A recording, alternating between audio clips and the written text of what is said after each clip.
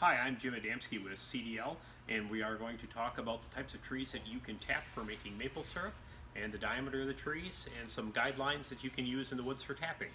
So the first thing we want to talk about is there's 4 species of maple that we can tap for maple syrup production. The most common, of course, is going to be our sugar maple or our hard maple. The other species of trees are going to be black maple, red maple, and silver maple. So when we look at the maple tree like we have here, we'd like to measure the tree at breast height. So when we look for a tree that's of tappable size, we want to measure the tree diameter at breast height. And our minimum measurement that we would like to see on a tree like this would be 12 inches. A 12-inch tree would be able to sustain 1 tap. When we go to the larger trees, once we reach a tree that is 20-inch diameter at breast height, we can support 2 taps on that particular tree. So before we get started tapping, the one thing that we always want to remember is we always want to locate last year's tap hole. So on this particular tree, we have a tap hole located right here from last year. So we always want to make sure that we space ourselves at least 3 to 4 inches away from an old tap hole to get out of the compartmentalized wood zone on the tree so that we get into nice white wood and we get a good flow of sap.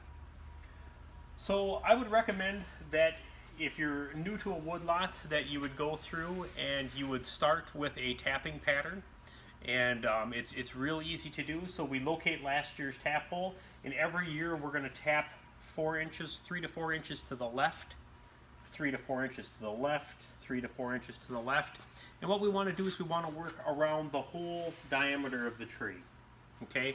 Probably one of the worst advice I got from my grandfather when I started as a sugar maker was always tap on the south side of the tree. By always tapping on the south side of the tree, for example, saying this would be the south side of our tree, what happens is we put a tremendous amount of tap holes onto the south side of the tree. We put in a lot of compartmentalized wood, and we really limit our production. The thing that we need to remember is sap will run only in the white wood. It will not run in the compartmentalized wood.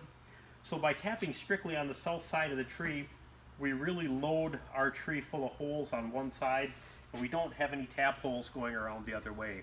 So if you can put a tapping program into practice at your sugar house, tap all the way around the whole diameter of the tree, you will definitely see some increased yields because we're tapping into white wood.